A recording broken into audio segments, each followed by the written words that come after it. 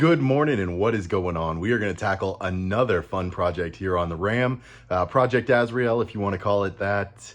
We are going to paint the front emblem, the Ram emblem, in anodized red today. So let me show you what I'm doing to get there.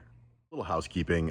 Keep in mind, I'm in no way a professional, but I have done a lot of this kind of stuff many times in my life. I've got some experience, but you should always make sure that any project you tackle, you know what you're doing and you're comfortable with possibly messing it up. That's all I got to say about that. Let's get method we're going to use. I saw on YouTube. Thank you, YouTube. The YouTube University is the place to be. We're going to use a little old haggard razor blade to get underneath the letters, and then a trim tool. Got a couple different varieties here. Yeah, they're pretty chewed up. To actually pry these off. So I think this one's gonna get in there the best. Yep. Oh, this is coming out good.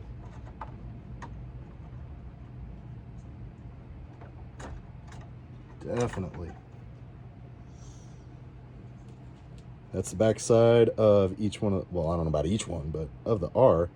Looks like these are clips, these clips, and we're gonna move on to the other two, and then we'll start painting.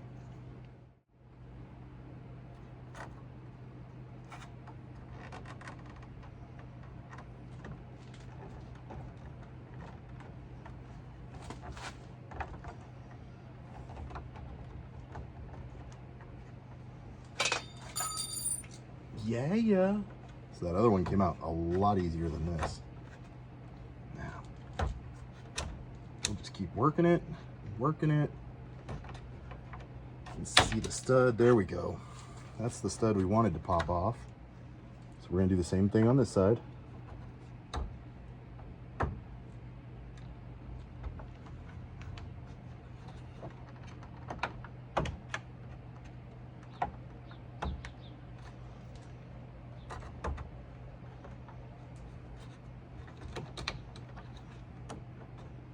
Maybe we need this guy too.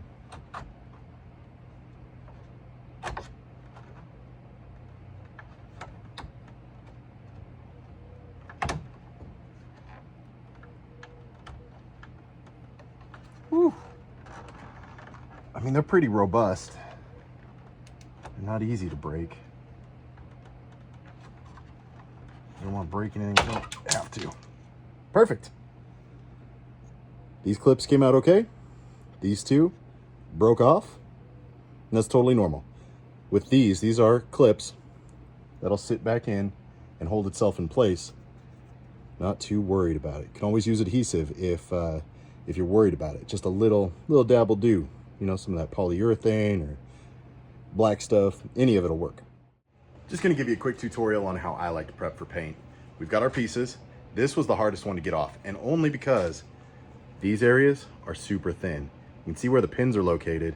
Those are the ones that are gonna break off when you do this. It's okay, it's gonna be loud, it's gonna sound like you broke them. Just be careful around this area. That's where it's super thin and where you can cause yourself some trouble. But cleaning these, I like isopropyl alcohol for the purpose of what we're doing. It'll get all the grease off of it. Then we can sand it, scuff it smooth, and shoot whatever paint we're gonna put on it. In this case, it's gonna be an anodized red to just kind of go with the Azrael thing.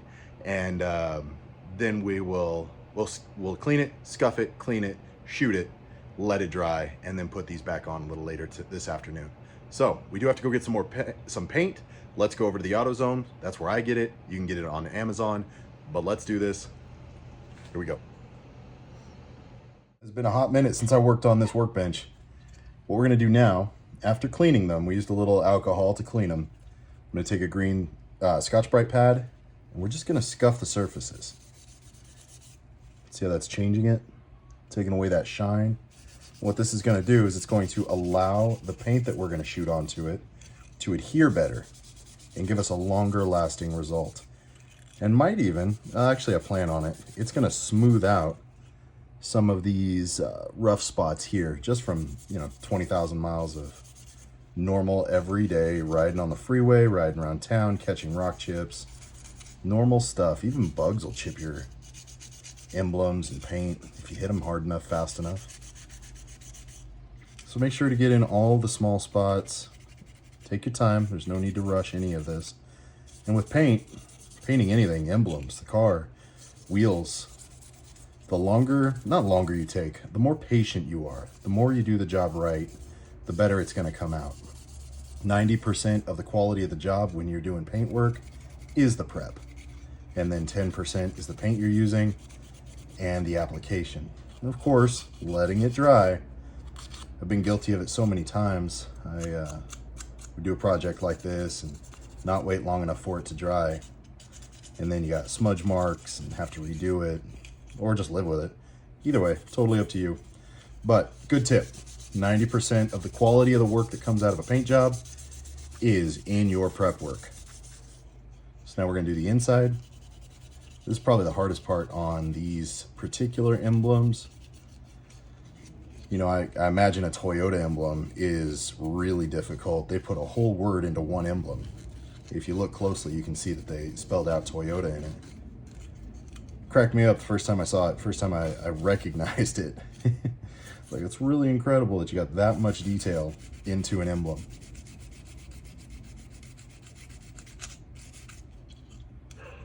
And this should be our last part here. We're nice and scuffed now. On this part, as you can see, it only took a couple minutes, but we're gonna get a much better result out of it just because we spent that extra time to, oh yeah, there we go, to make sure that we scuffed everything. Yeah. All right, we're gonna do 2 more, then we're gonna go get some paint. Alrighty, we've got them all scuffed up. Good look. What we're really looking for is shiny spots, anything that paint won't adhere to. It might coat, but not adhere to. I'm gonna take my Expert Grill isopropyl alcohol and I'm gonna clean these things. Very simple. And the reason I use this is to get oil off of them so that the paint doesn't orange peel, bubble, get sideways on me when I do apply it. But again, take your time. Get in all the little spaces. Don't be shy with just taking your time. I always want to rush through everything because I've got lots of things to do and lots of things that I want to do. But taking the right amount of time, that is paramount when doing any of these kind of projects. As you can see, we're all good.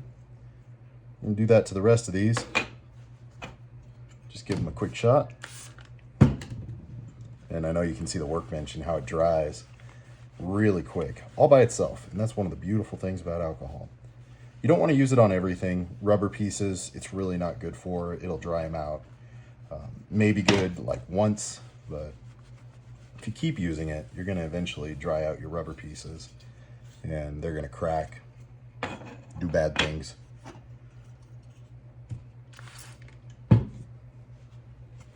But this workbench, it doesn't care. It's got a melamine top on it.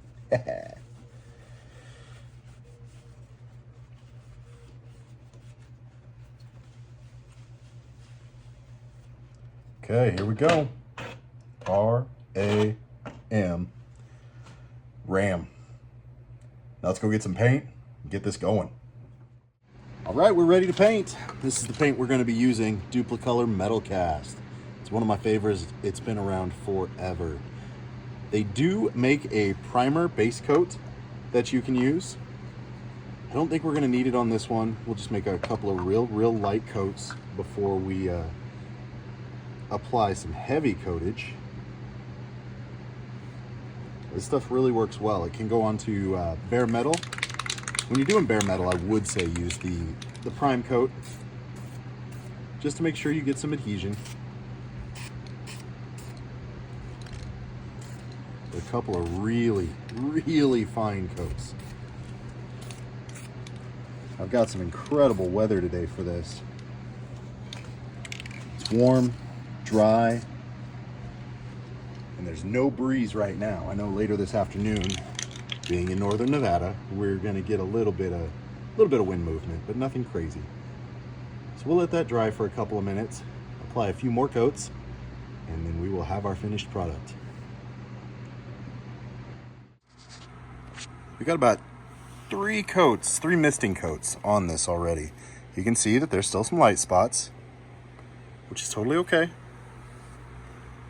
because we're going to give this about 5 more minutes, and then we're going to hit it again, and this one's going to be a little thicker coat. We're actually going to start putting some material on, but we're going to keep it thin. I know thicker, thin coat. You'll get a good feel for it after you've done it a few times. My recommendation was, when in doubt, go with a thin coat. That would be my recommendation. You can always add more, but if you get it too thick, you can get orange peel, you can get runs, and those are things we really don't want on our finished product. So, gonna wait a few more minutes, put a bigger coat on, then probably one more heavy coat, and we'll call it good. Let's get this heavier coat on.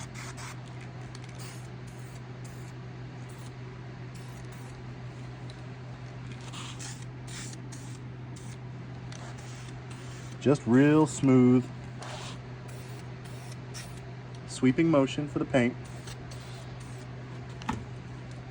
And again, try not to put it on too heavy. You want to make sure you cover everything, but you don't want to get crazy. We'll let that dry for a few more minutes, and then we'll do it again. The last coat of Metal Cast has been applied. I am so excited. I cannot wait for this to dry. Put it on the truck, see how different it looks, how great it looks. I've been using that thing for a long time. I mean, it's got to be 20 years that they've had that specific color, that specific run. I love it. There's just not enough good things I can say about this color in particular, but I'm a red fan. If you don't like red, it might not be for you, but they've also got blues and greens and all kinds of stuff. So, yeah, we'll let it dry and we'll put it on the truck.